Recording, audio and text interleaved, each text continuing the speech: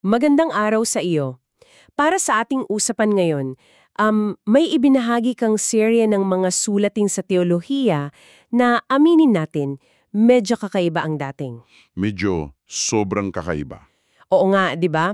Kinukuha nito yung kwento ng paglikha sa Genesis, isang bagay na pamilyar sa marami, at binibigyan ng isang radikal na bagong interpretasyon. Alam mo yon, hindi ito yung kwento na natutunan natin sa Sunday School. Malayo. Ang layunin dito, bale, ay iugnay yung paglikha sa mga konseptong tulad ng Hades, isang kosmikong digmaan, at ang tunay na misyon daw ng sangkatauhan dito sa mundo. Kaya ang misyon natin ngayon, himain natin to. Hindi lang para i-report kung ano yung sinasabi, kundi para subukang unawain yung lohika sa likod nito. Titingnan natin kung paano ang mga simpleng salita tulad ng dagat, lupa at hayop. Ay, nagiging mga susi pala. Oo, mga susi sa isang masalimot na alegorya. At ang pinaka-interesante rito, para sa akin, ay kung paano nito ginagawang personal ang isang napakalaking kwento. Kasi ayon sa mga source mo, ang digmaang ito ay hindi lang nangyayari sa kalawakan. Ah, okay. Nangyayari ito sa loob mismo ng puso ng bawat tao. Sa bawat desisyon na ginagawa natin, ipapakita natin kung paano ka bilang isang individual ay inilalagay sa sentro ng isang kosmikong paglilitis. Paglilitis, yan ang term. Oo, isang paglilitis na magpapatunay kung kaninong salita ang totoo, ang sa Diyos ba o ang sa kalaban niya. Okay, sige, simulan natin sa pinakapundasyon ng ideyang ito na sa unang basa pa lang ay medyo nakakagulat. Medyo? Ang sabi sa source mo, ang mundo, particular yung tinatawag sa Genesis na kalawakan or firmament at yung tubig sa ilalim, hindi lang daw basta pisikal na lugar.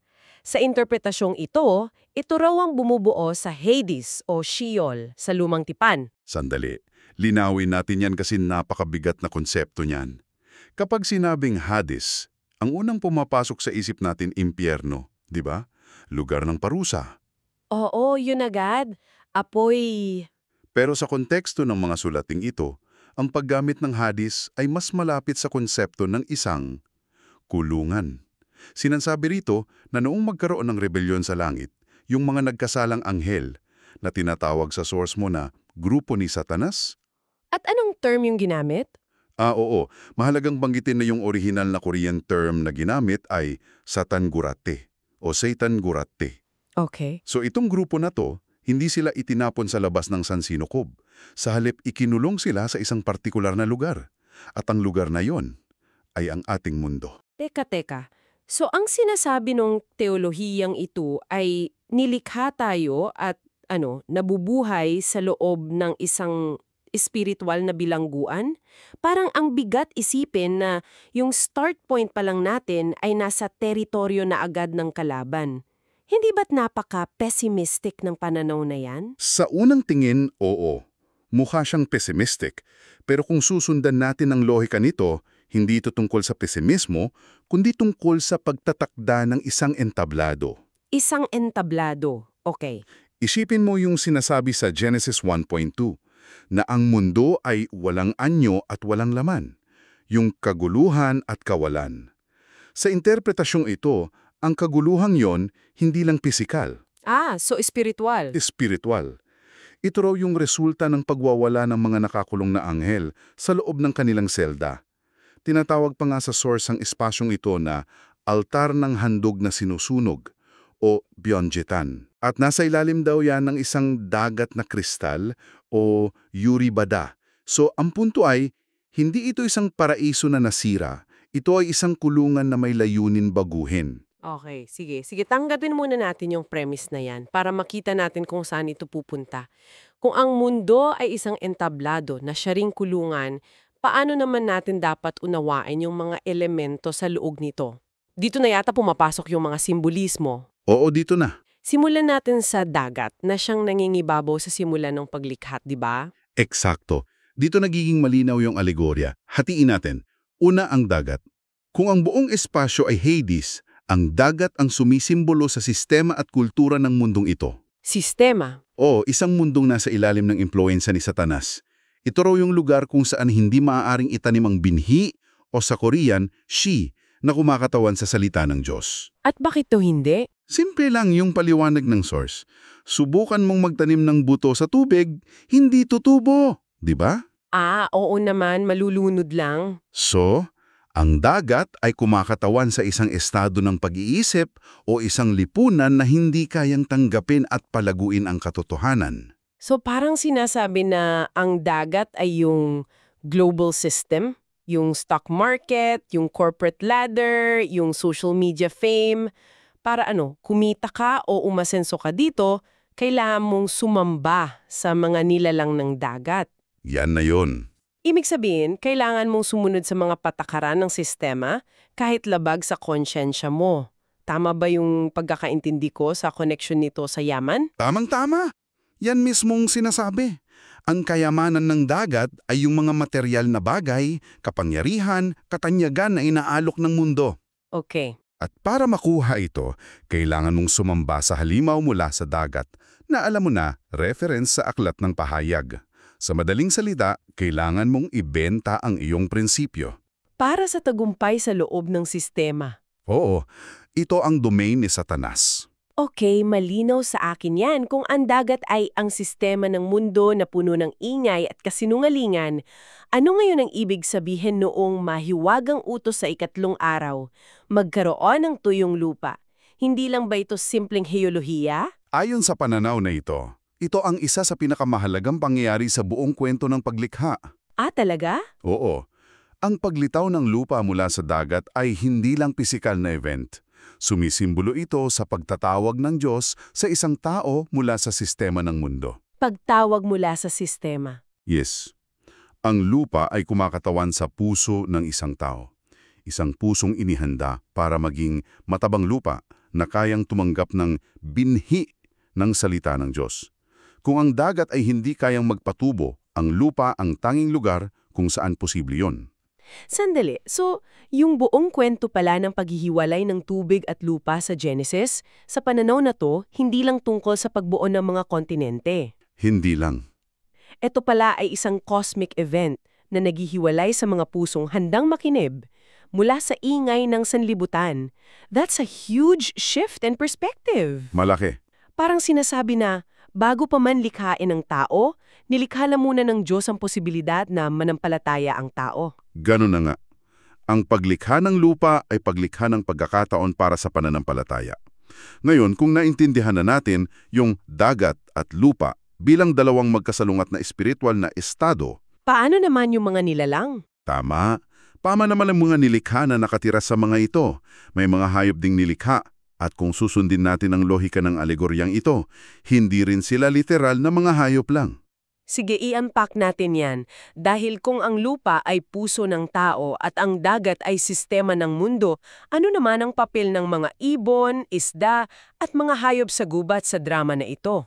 Nahahati sila sa tatlong pangunahing grupo na kumakatawan sa iba't ibang paraano ng pagkilos ng puwersa ni Satanas. Una, ang mga ibon sa himpapawid. Yung sa talingkaga ng manghahasik. Oo, kung maalala mo, ang mga ibon ang siyang dumadagot at nagnanakaw ng binhi na nahulog sa daan. Okay, oo. Sa alegoryang ito, sila yung mga espiritual na puwersa na agad-agad na nagnanakaw ng salita ng Diyos mula sa puso ng isang tao bago pa man ito mag-ugat. Sila yung pagdududa, pangungutya, yung mga distraction. Okay, gets. Ikalawa, at ito ay medyo mabigat, ay ang mga halimaw o hayop sa lupa. Ano yung termino na ginamit ulit? Ang ginamit na termino sa source na hango rin sa Biblia ay ginseng, na madalas isalin bilang beast sa Ingles. Beast. Okay. Kumakatawan naman ng mga ito sa mga gobyerno, mga imperyo o anumang makapangyarihang institusyon ng tao na umuusig sa mga nananampalataya at lumalaban sa kalooban ng Diyos. Parang yung mga hayop sa aklat ni Daniel at pahayag. Eksakto. Yung mga malalaking kaharian ng mundo ay palaging inilalarawan bilang mga nakakatakot na halimaw na umaahon mula sa dagat. Sige. At yung pangatlo? At ang pangatlo, syempre, ay yung mga nilalang sa dagat, na direktang kumakatawan sa mismong grupo ni Satanas, yung mga demonyo. So kung titignan mo, kumpleto ang puwersa nila. Kumpleto nga. Mga nagnanakaw ng salita, ibon, mga umuusig na kapangyarihan sa mundo, hayop sa lupa, at yung mga direktang espiritual na kalaban, nilalang sa dagat, silang lahat ay mga manifestasyon ng iisang grupo na naglalayong hadlangan ng plano ng Diyos. Okay, so kung ilalagay natin ang lahat ng ito sa isang larawan, nilikha tayo sa isang spiritual na kulungan na tinatawag na Hades, yung sistemang umiiral dito, yung dagat, laban sa atin, at napapaligiran tayo ng mga simbolikong hayop na gustong sirain ng ating pananampalataya. Yan ang setup. Muli, ang tanong ko, ano ang punto ng lahat ng ito? Bakit kayo inilagay sa isang sitwasyon na parang dehado na tayo sa simula pa lang? Dahil dito na pumapasok ang tunay na misyon ng tao. Ayon sa source mo, nilikha ang tao para sa isang napakahalaga at partikular na layunin. Ano yon? Diyos ay totoo, makatarungan at posibleng sundin. Kahit dito. Kahit sa pinakamahirap na kondisyon. Tayo ang ebidensya sa isang kosmikong paglilitis. Isang kosmikong paglilitis, iyan ay isang malakas na imahe. So hindi tayo biktima sa kwentong ito, tayo ang mga saksi. Eksakto, saksi. At ang pinakalayunin ay hindi lang basta sumunod, kundi ang maging larawan ng Diyos o hananimi hungsang, hananimu yungsang. Hindi ba't nilikha tayo na larawan na niya? Ayon dito, hindi ito isang bagay na basta na lang ibinigay sa atin.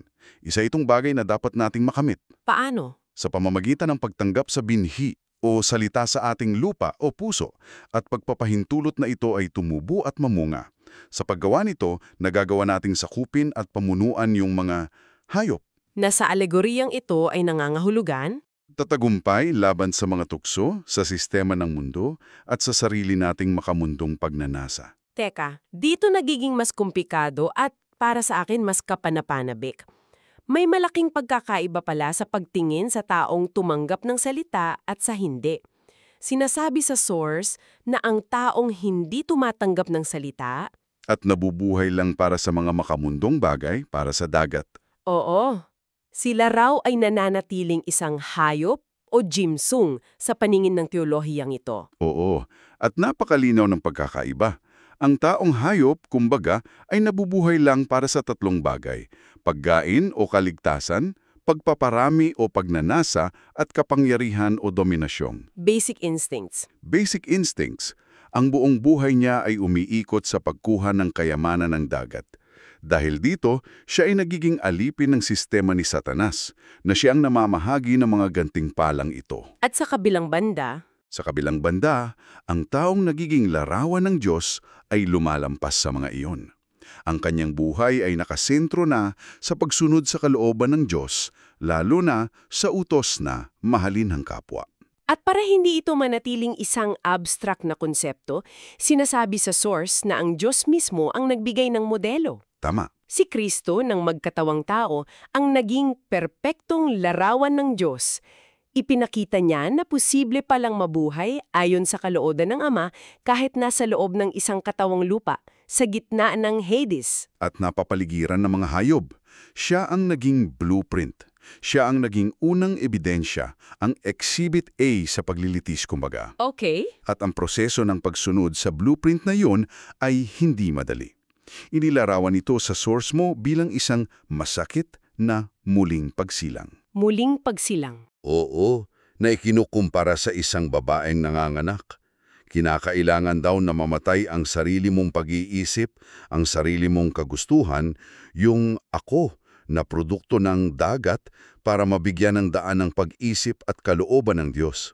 Dito na siguro pumapasok yung konsepto ng pagpapasan ng krus. Hindi to tungkol sa literal na pagbubuhat ng kahoy, Hindi. kundi sa araw-araw na pagharap sa mga pagsubok. Yung mga tukso, yung pressure mula sa lipunan, yung mga pag-uusig. Yan daw ang mga paraan para subukin kung kaninong salita talaga ang pinaniniwalaan natin. At dito, nagiging napaka-practical ng talinghaga ng manghahasik na binanggit din sa source. Kasi marami ang nakakarinig at tumatanggap ng binhi o salita. Pero hindi lahat nagpapatuloy. Oo, parang nakikita ko na ang koneksyon. Yung iba, yung nahulog sa daan, dinagit agad ng mga ibon, yan yung mga narinig mo lang pero kinalimutan mo na agad. Agad-agad. Yung iba sa batuhan, tumubo agad pero walang ugat. Yan yung mga na-excite sa simula, pero nung dumating na ang pagsubok, sumuko na. Ningaskugon. At yung sa may mga tinik, ay ito yata ang pinaka-relatable sa lahat. Nasasakal na mga alalahanin, sa buhay, sa paghangad ng yaman, sa mga kalayawan, parang buhay ko lang minsan puro deadlines at anxieties. Eksakto. At yan ang punto. Ang sinasabi ng teolohiyang ito ay tanging ang mga itinanim sa mabuting lupa, yung mga taong may tapat na puso na pinangahawakan ng salita at nagtitiis sa kabila ng lahat ng hirap, ang siyang tunay na nagbubunga. At sila ang tinatawag na, Sila, ang mga nagtatagumpay, ang tinatawag na unang bunga o chotyolme na inihahandog sa Diyos. Sila ang nagiging karagdagang ebidensya sa korte. So ano ang ibig sabihin ng lahat niyang ito sa grand scheme of things? Yung bawat pagtitiis, bawat pagpili na mahalin ang kapwa kaysa sa sarili, bawat pagtanggi sa tukso ng dagat, hindi lang yan personal na tagumpay. Higit pa sa personal. May bigat ito na lampas pa sa sarili natin. Apektado ang buong kalawakan, kumbaga. Ang ganda ng pagkakasabi mo. Dahil kung ikokonekta natin ito sa mas malaking larawan, ang buong kasaysayan ng tao sa pananaw na ito ay isang malaking courtroom drama. Okay. Ang sangkatawahan ay nasa witness stand. Si Satanas ang taga-usig na ang akusasyon ay imposibleng sundin ang mga utos ng Diyos. Tingnan mo ang mga taong ito, makasalanan sila. Tapos ang ebidensya ay yung...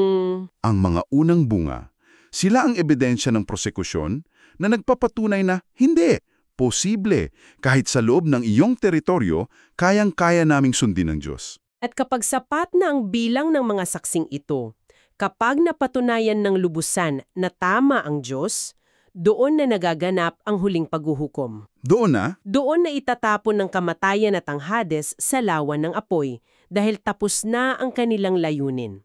Tapos na ang paglilitis. napakalinaw ng arkitektura ng ideyang ito, hindi ba? Mula sa paglikha bilang pagtatayo ng isang entablado ng paglilitis hanggang sa papel ng bawat tao bilang buhay na ebidensya. Oo. Kung susumahin, ang buong kwento ng paglikha ayon sa pananaw na iyong ibinahagi ay hindi lang tungkol sa 7 araw ng paggawa.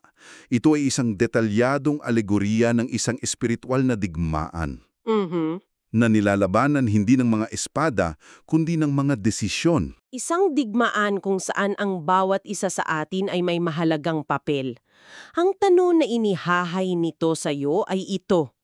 Mananatili ka bang isang hayop na alipin ng makamundong sistema na nabubuhay para sa sarili at sa mga materialing bagay? O pipiliin mo bang Maging larawan ng Diyos na sumasalamin sa kanyang kalooban sa pamamagitan ng pagsunod sa kanyang mga utos, lalo na ang pinakamahalaga, ang pag-ibig sa kapwa. Ang bawat araw ay nagiging isang larangan ng digmaan kung saan ang pagpili ay nasa sa atin. Ito ang esensya ng malayang kalooban na ipinagkaloob sa atin kahit na nasa loob pa tayo ng tinatawag nilang Hades. At ito ang tanong na iniiwan sa atin ng mga sulating ito para pag-isipan. Kung ang bawat maliit na pagpili na ginagawa natin sa araw-araw, sa pagitan ng pagiging makasarili at pagtulong sa iba, sa pagitan ng pagsasabi ng totoo at pagsisinungaling para umangat, sa pagitan ng pagpapatawad at pagtatanim ng galit, Bawat isa. ay isang boto sa kosmikong paglilitis na ito na nagpapatunay kung kaninong binihi ang tunay na tinanggap natin. Paano nito binabago ang pagtingin natin sa mga desisyong iyon, gaano man sila kaliit?